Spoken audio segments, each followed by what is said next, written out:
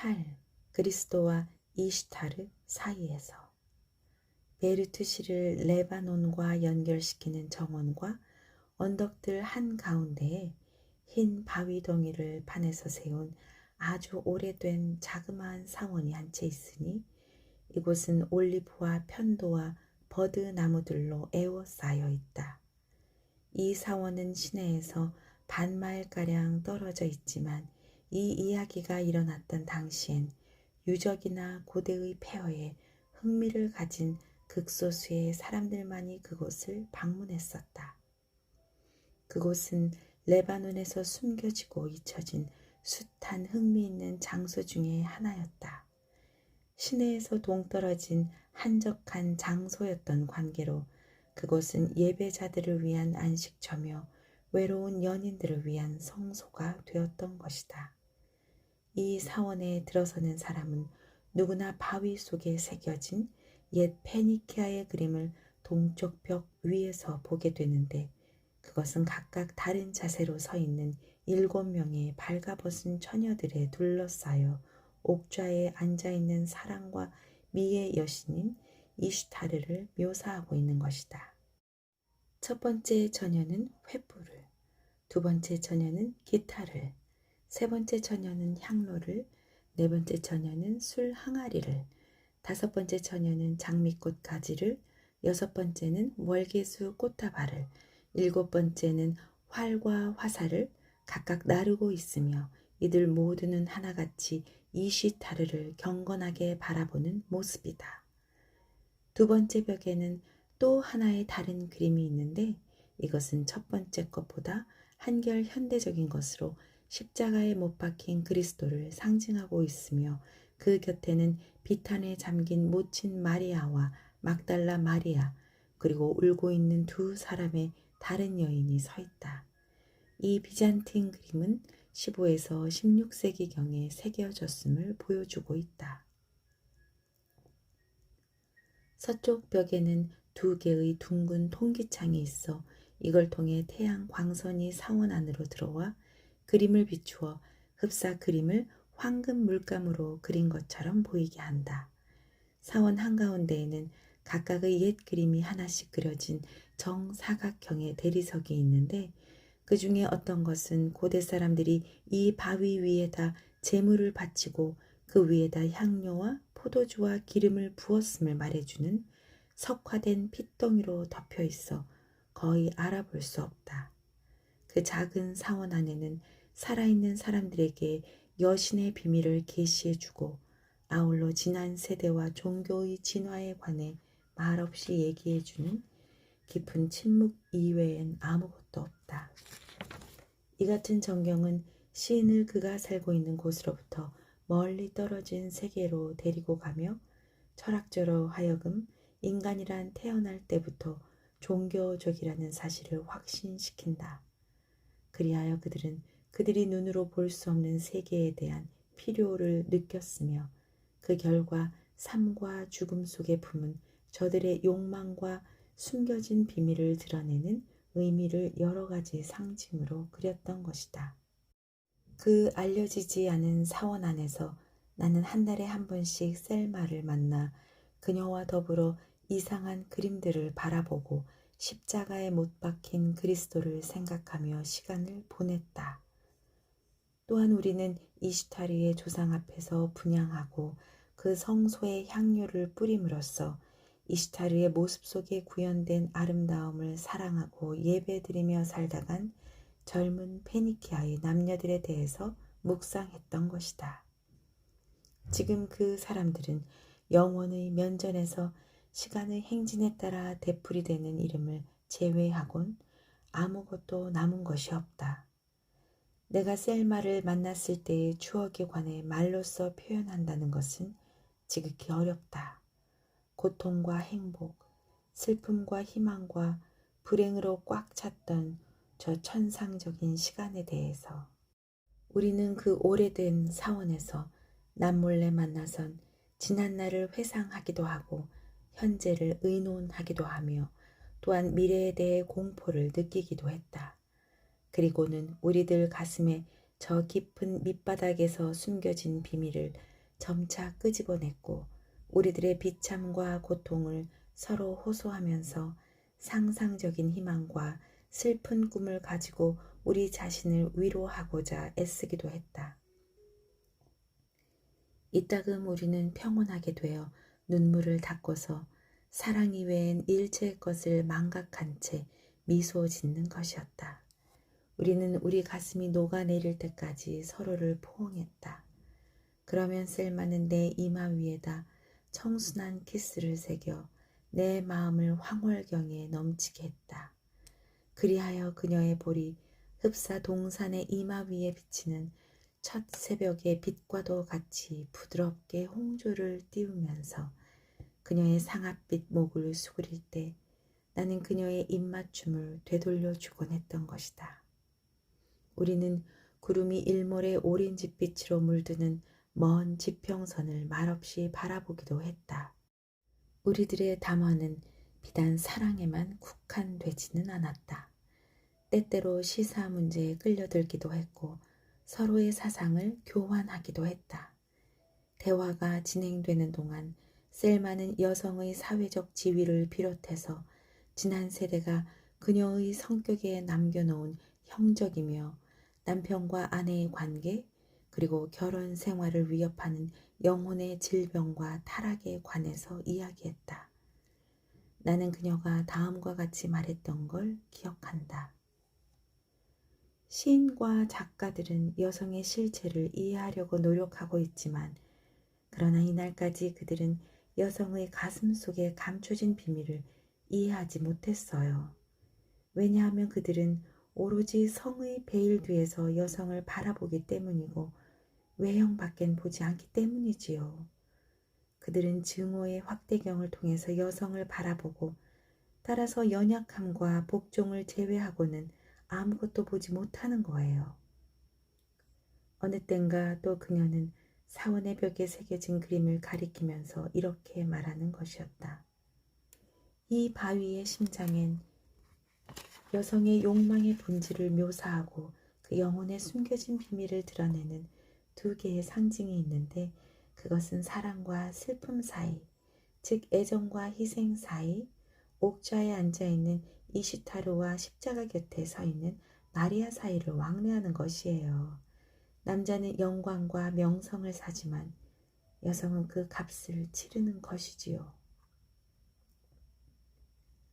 하나님과 그리고 사원 위를 날아다니는 새떼를 제외하고는 아무도 우리의 미래를 알지 못했다. 셀마는 보통 파샤 공원이라 불리는 곳까지 마차를 타고 와선 거기서부터 사원까지는 걸어와서 그녀를 초조하게 기다리고 있는 나를 만나는 것이었다. 우리는 누가 볼까봐 두려워하지도 않았고 더욱이 양심이 우리를 괴롭히지도 않았다. 불꽃으로 점화되고 눈물로 씻겨진 영혼은 사람들이 수치나 치욕이라고 부르는 것보다 월등 고귀한 법이니 그것은 인간의 가슴에 품은 애정에 거역하는 낡은 관습이나 노예법 따위에 얽매이지 않는 것이다. 그러한 영혼은 하나님의 보좌 앞에 부끄러움 없이 당당히 설 수 있는 것이다. 인간 사회는 7,000년 동안이나 부패한 법률에 굴복해 왔기 때문에 마침내 보다 우월하고 영원한 법률의 의미를 이해할 수 없게 된 것이다. 인간의 두 눈은 촛불의 희미한 빛에 익숙해져서 햇빛을 바라볼 수 없게 되었다. 영혼의 질병은 한 세대에서 다음 세대로 상속되어 온 결과 마침내 그것을 질병으로서가 아니라 하나님이 아담에게 흠뻑 태워준 자연의 선물로 생각하는 사람들의 한 부분이 되고 말았다. 만약에 이 같은 사람들이 이러한 질병의 병균에 감염되지 않는 누군가를 발견한다면 그들은 그를 수치와 치욕으로 생각했으리라. 셀마 카라미가 남편이 있는 가정을 떠나 사원에서 나를 만났기 때문에 그녀를 악하다고 생각하는 사람들은 건강하고 건전한 사람을 반역자로 생각하는 병들고 심약한 사람인 것이다. 그들은 마치 행인들에게 짓밟힐까봐 두려워서 어둠 속을 기어다니는 곤충과도 흡사하다. 감옥에서 도망칠 수 있음에도 탈옥하지 않는 억압받는 죄수는 비겁자인 것이다. 무구하면서도 억압받는 죄수인 셀마는 자기 자신을 노예로부터 해방시킬 수가 없었다. 감옥의 창문을 통해서 셀마가 녹색의 들판과 드넓은 창공을 바라본다고 해서 그녀가 비난받아야 한단 말인가? 셀마가 그리스도와 이슈타르 사이에서 내 곁에 앉기 위해서 그녀의 가정을 떠나온다고 해서 사람들은 그녀가 남편에게 불성실하다고 생각할 수 있을까? 사람들로 하여금 저들 좋을 대로 짓거리게 하라. 셀마는 다른 영혼들을 가라앉히는 늪속을 지나왔으며 이리의 울부짖음과 뱀들의 날름거림 때문에 도저히 도달할 수 없었던 세계에 상륙한 게 아니야. 내게 대해서도 사람들은 저들 원하는 대로 떠들어대도 좋다. 죽음의 정령을 본 영혼은 도적대에 맞닥뜨려도 겁을 집어먹지 않기 때문이다. 머리 위에서 번쩍이는 칼과 발 아래 질펀한 피의 흐름을 본 병사는 거리에서 애들이 그에게 던지는 돌 따위엔 괴념치 않는 법이니. 9. 희생. 늦은 6월의 어느 날 사람들이 여름 더위를 피해 산을 찾아 도시를 떠날 때 나는 안달루시아를 읊은 자그마한 시집을 손에 들고 언제나와 같이 셀마를 만나기 위해 사원으로 갔다. 사원에 도착하자 나는 거기에 앉아 시집을 여기저기 띄엄띄엄 들여다보면서 셀마를 기다렸다. 이 시들을 읊고 있노라면 내 가슴은 황홀한 도치로 가득 차고 내 영혼은 그 옛날 그라나다의 작별을 고하고 저들의 궁전과 공공 건물이며 모든 희망을 뒤로하고 눈에는 눈물을 가슴엔 슬픔을 품은 채 떠나갔던 제왕들과 시인들, 기사들에 관한 한없는 추상에 빠져드는 것이었다. 1시간이 채 못 되어서 나는 셀마가 정원 한가운데를 가로질러 사원으로 가까이 다가오는 것을 보았다. 마치 세상의 온갖 근심을 자기의 두 어깨에 짊어지고 있는 것처럼 양산에 몸을 기대고 걸어오는 그녀를. 그녀가 사원으로 들어와 내 곁에 앉았을 때 나는 그녀의 눈 속에서 모종의 변화를 눈치채고 그것에 대해 묻고 싶어 애가 탔다. 셀마는 내 마음속에서 일어나고 있는 일을 느꼈다. 그리하여 그녀는 내 머리 위에 손을 얹고 말하는 것이었다. 가까이 다가와요. 어서 내 사랑. 와서 내 갈증을 끄게 해줘요. 이별의 시간이 왔으니까요. 나는 그녀에게 물었다. 당신 남편이 이곳에서 우리가 밀회하는 걸 알아냈군요. 그녀는 대답했다. 남편은 내게 통 신경을 쓰지도 않고 하물며 내가 시간을 어떻게 보내는지조차 알지 못한답니다. 왜냐하면 그는 가난이 율락가로 떨어뜨린 불쌍한 여자들과 놀아나느라고 정신이 없기 때문이죠. 정말이지 빵을 위해 몸을 팔고 있는 이러한 여자들은 피와 눈물로 빚어진 사람들이에요. 나는 물었다. 그렇다면 당신이 이 사원으로 와서 하나님 앞에서 경건하게 내 곁에 앉는 것을 방해하는 게 대체 뭐죠? 우리들의 이별을 요구하는 것은 당신의 영혼이란 말입니까? 그녀는 두 눈에 눈물을 글썽이며 대답했다. 아니에요, 내 사랑. 내 영혼은 이별을 요구하지 않았어요. 당신은 나의 한 부분이니까요. 내 눈은 당신을 바라보는데 결코 지치는 법이 없어요. 당신은 내 눈의 빛이니까. 하지만 만약에 무거운 족쇄에 채워져 삶의 험한 길을 걸어가야 하는 것이 내 운명이라면 당신의 운명마저 그렇게 되는 것에 내가 만족할 것 같아요. 그러더니 그녀는 다음과 같이 덧붙였다. 나는 그 모든 걸 죄다 말할 수는 없어요. 고통 때문에 혀는 벙어리가 되어 말을 할 수도 없고 입술은 불행으로 봉인되어서 움직일 수조차 없기 때문이에요. 당신에게 말할 수 있는 것은 당신마저 같은 함정에 떨어질까봐 내가 두려워한다는 게 전부예요. 그래서 나는 대답했다. 그게 무슨 말이요, 셀마. 대체 당신은 누굴 두려워한다는 게요? 그녀는 두 손으로 얼굴을 감싸고는 말했다. 주교는 자기가 나를 파묻어 놓은 무덤에서 내가 한 달에 한 번씩 빠져나가고 있다는 사실을 벌써부터 눈치챘어요. 나는 물었다. 우리가 여기서 만나는 걸 주교가 알아냈나요? 그녀는 대답했다. 만약에 그랬다면 당신 곁에 이렇게 앉아있는 나를 당신은 볼 수도 없을 테죠.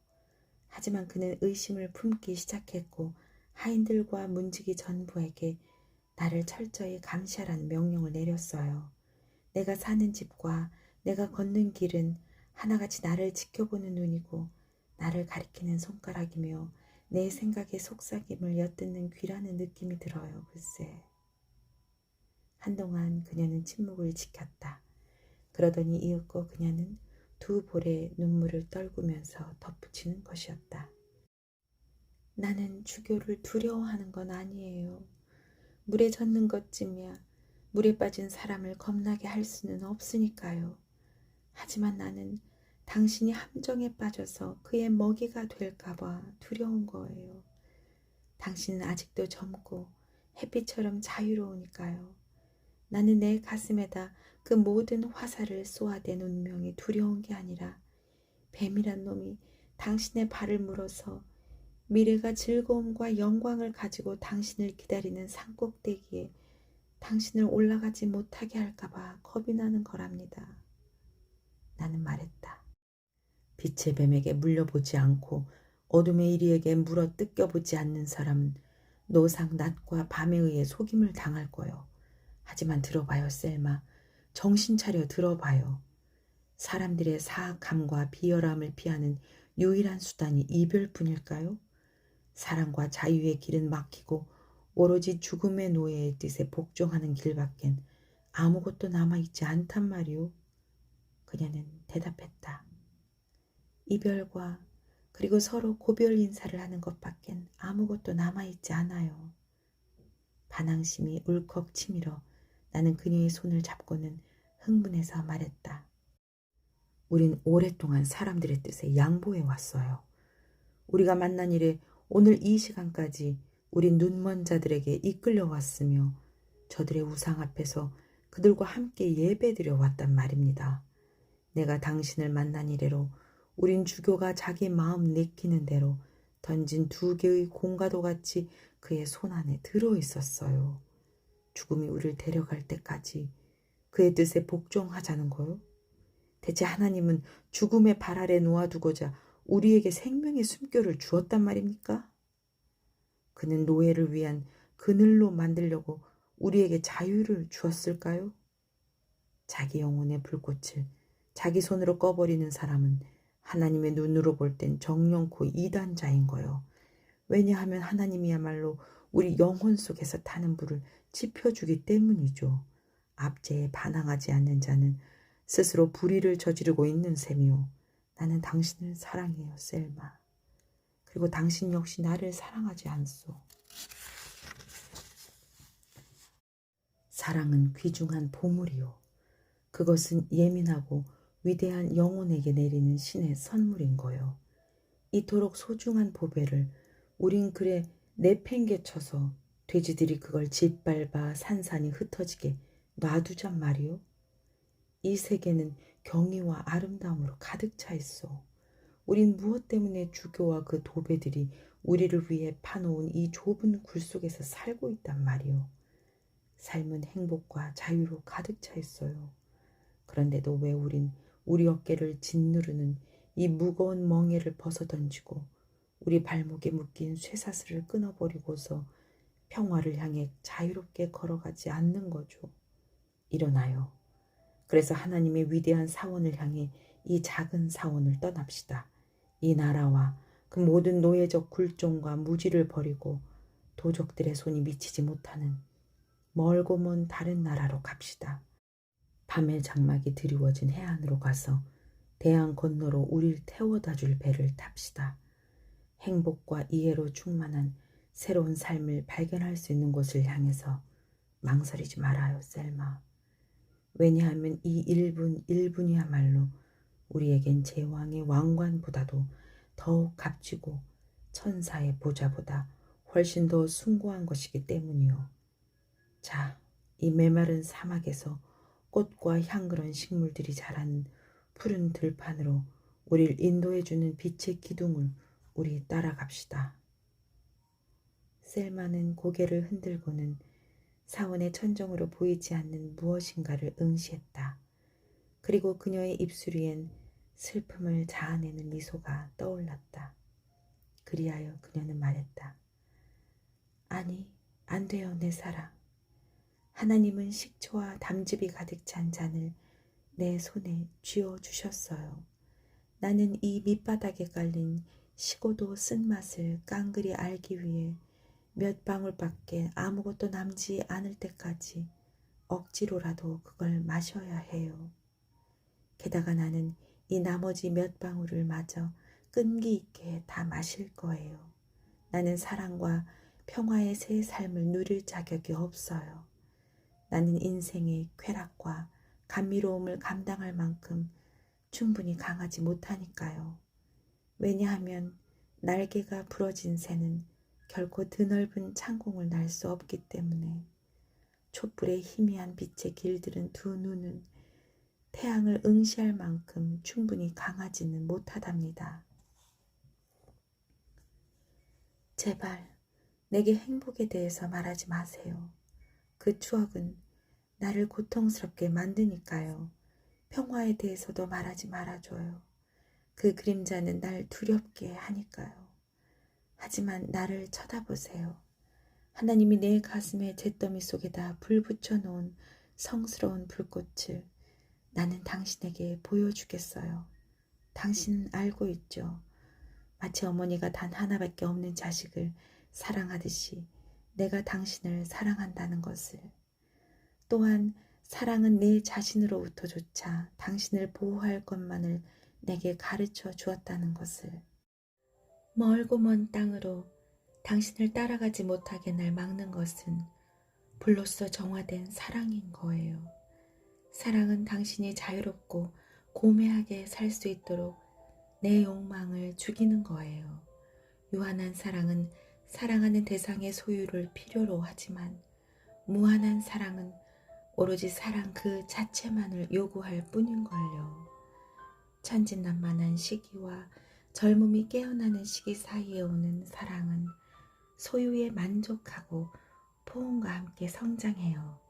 하지만 하늘의 무릎에서 태어나 밤의 비밀과 더불어 내려온 사랑은 영원과 불멸을 제외한 어떤 것에도 만족하지 않아요. 또한 신성을 제외한 어떤 대상 앞에서도 경건하게 대하지는 않는답니다. 주교가 내가 자기 조카의 집을 빠져나가는 걸 막고 내 유일한 즐거움을 나로부터 박탈하려고 하는 걸 알았을 때 나는 내 방 창문 앞에 서서 바다를 바라보았던 거예요. 바다 건너에 있는 광활한 나라들과 그곳에서 찾을 수 있는 진정한 자유와 개인의 자주성을 생각하면서 나는 당신 영혼의 그림자에 에워싸여 당신 애정의 대양에 푹 잠겨 당신 바로 곁에 살고 있음을 느꼈어요. 하지만 한 여인의 가슴에 빛을 비추어 그녀가 낡은 관습의 반기를 들고 자유와 정의의 그늘에서 살게 만든 이 모든 생각은 내가 연약하고 우리의 사랑이 유한하고 미약하기 때문에 태양의 면전에 맞서 있을 수 없다는 것을 내게 믿게 만들었어요. 나는 자기의 왕국과 제보들을 잃어버린 제왕과도 같이 흐느껴 울었어요. 하지만 나는 곧 내 눈물에 어린 당신의 얼굴과 나를 바라보는 당신의 두 눈을 보았던 거예요. 그러자 어느 땐가 당신이 내게 해주었던 말이 떠올랐어요. 이리 와요, 셀마. 자, 우리 폭풍우 앞에서도 꿋꿋이 서 있는 탑과 같이 됩시다. 우리 적 앞에서 무기에 맞대서도 겁내지 않는 용감한 병사처럼 됩시다. 만약에 우리가 살해당한다면 순교자처럼 죽을 것이며 만약에 우리가 승리한다면 영웅처럼 살 거요. 장벽과 고난에 용감하게 맞서는 것은 평원회로 물러서는 것보다 고귀한 거요. 이 말을 내 사랑, 당신은 죽음의 날개가 우리 아버님의 침상 주위를 떠돌고 있을 때 해주셨죠. 이 말을 나는 어제 절망의 날개가 내 머리 위를 떠돌고 있을 때 기억해냈던 거예요. 나는 스스로 기운을 북돋았으며 따라서 나는 내 감옥의 암흑 속에 있는 동안 우리의 곤경을 타게 해주고 우리의 슬픔을 덜어주는 어떤 종류의 값진 자유를 느꼈던 거예요. 나는 깨달았어요. 우리들의 사랑이 대양처럼 깊고 별과 같이 높으며 하늘마냥 넓다는 것을. 나는 당신을 만나기 위해 이곳에 왔어요. 그리고 내 연약한 영혼 속에는 이제 새로운 힘이 있고 또한 이 힘은 보다 위대한 것을 획득하기 위해 그보다 덜 위대한 걸 희생시킬 수 있는 능력인 거예요. 그것은 바로 당신이 사람들의 눈에 고결하고 명예로운 존재로 남아있고 그들의 배반과 박해로부터 멀리 벗어나 있도록 하기 위해 내 자신의 행복을 희생하는 것이랍니다. 지난날 내가 이곳에 왔을 땐 나는 마치 무거운 쇠사슬이 날 넘어뜨리는 것처럼 느꼈더랬어요. 하지만 오늘 나는 족쇄를 비웃고 길을 단축시키는 새로운 각오로 여기에 왔답니다. 나는 노상 겁에 질린 유령처럼 이 사원에 오곤 했었지만 그러나 오늘은 희생의 절박성을 느끼고 고통의 진가를 아는 용감한 여인처럼 왔던 거예요. 자기가 사랑하는 사람을 무지한 사람들로부터 또한 자기 자신의 굶주린 영혼으로부터 마저 보호하고자 하는 여인처럼 말이에요. 나는 줄곧 떨리는 그림자 마냥 당신 곁에 앉아있곤 했지만 그러나 오늘 나는 이시타르와 그리스도 앞에서 내 참모습을 당신에게 보여주려고 이곳에 왔답니다. 나는 그늘 속에서 자라난 나무예요. 그리고 오늘 나는 잠시나마 햇볕 속에서 떨기 위해 내 가지들을 내뻗은 거예요. 나는 당신에게 작별을 구하려고 이곳에 왔어요. 내 사랑, 우리의 이별이 위대하고 우리의 사랑처럼 장엄하리라는 것이 바로 제 희망이에요. 우리의 이별이 금을 구부려서 그것을 더욱 눈부시게 빛나도록 하는 불꽃처럼 되게 합시다. 셀마는 내가 말하거나 반박할 여지를 주지 않았다. 하지만 그녀는 두 눈을 빛내면서 나를 바라보았으며 그 얼굴은 흡사 침묵과 존경을 받아 마땅한 천사처럼 보이는 위엄을 간직하고 있었다. 그리고 나서 그녀는 내게다 자기 몸을 던졌으며 이건 이전엔 결코 없던 일이었다. 그리하여 그녀는 자신의 보드라한 두 팔로 나를 껴안고는 내 입술에다 깊고도 긴 불같은 키스를 새기는 것이었다. 태양이 정원과 과수원에서 그 모든 빛을 거두면서 기울어 갈 때 셀마는 사원 한가운데로 걸어가선 그 벽과 구석구석을 오랫동안 응시했다. 마치 그 그림과 상징 위에다 자기 눈의 광채를 온통 쏟아붓고 싶어하는 것과도 같이. 그리고 나서 그녀는 앞으로 걸어나가 그리스도의 벽화 앞에 경건하게 꿇어앉아 그의 입에다 입을 맞추고선 다음과 같이 속삭였다. 오 그리스도요, 저는 당신의 십자가를 택하고 이슈타르의 쾌락과 행복의 세계를 버렸나이다. 저는 가시화관을 쓰고 월계수 꽃다발을 버렸으며 또한 저는 향료와 향수 대신에 피와 눈물로써 제 자신을 씻겼나이다. 저는 포도주와 감로수가 담겼어야 할 술잔에다 식초와 담즙을 마셨나이다. 그러하오니 부디 당신의 수행원 가운데 저를 받아들이소서. 주여, 그리하여 저들의 고난을 흡족해 하고 저들의 슬픔을 즐거워하며 당신을 택했었던 무리들과 더불어 갈릴리로 가는 길로 저를 인도하소서. 그런 다음 그녀는 일어서서 나를 바라보며 말했다. 이제 나는 나의 어두운 동굴로 소름 끼치는 유령들이 살고 있는 그곳으로 행복하게 돌아갈 거예요. 날 동정하진 말아줘요, 내 사랑. 날 가엽게 여기지도 마세요. 일단 하나님의 그림자를 본 다음엔 그 영혼은 그 후부터 악마의 유령을 결코 두려워하지 않으니까요. 또한 한 번이라도 천계를 바라보게 되면 그 눈은 이 세상의 고통에 의해 닫혀지지는 않을 거예요. 이 말을 끝내고 셀마는 참배지를 떠나갔다. 그리고 나는 여러 가지 생각에 깊은 바다에 넋을 잃고 거기에 남아 있었다. 하나님이 보좌에 앉아 있고 천사들이 인간의 행위를 기록하며 영혼들은 인생의 비극을 읊는 가운데 천상의 신부들이 사랑과 슬픔과 불멸의 찬미가를 노래하는 계시의 세계에 흠뻑 빠진 채 내가 혼몽 상태에서 깨어나 셀마가 말한 한마디 한마디의 메아리를 되풀이하고 그녀의 침묵, 그녀의 행동, 그녀의 동작과 표정이며 그 손의 감촉 등을 상기하면서 정원 한가운데서 넋이 빠져 있는 내 자신을 발견했을 때는 이미 밤이 되어 있었다.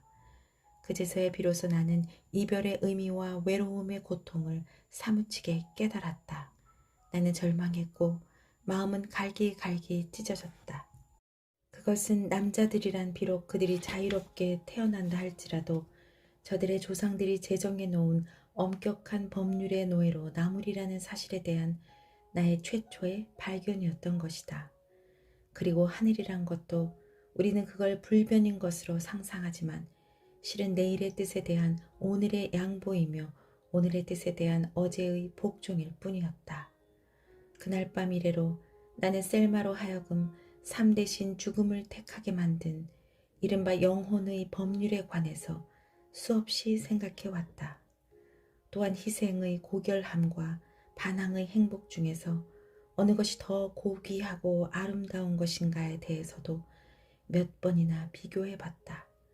그러나 이날까지 나는 그 모든 문제로부터 오로지 단 하나의 진실만을 추출해 내었을 뿐이니 이 진실이란 바로 성실인 것이고 성실이야말로 우리 인간의 온갖 행위를 아름답고 영예롭게 만들어주는 것이다. 그리고 이 성실이란 바로 셀마 카라미 속에 있었던 것이다.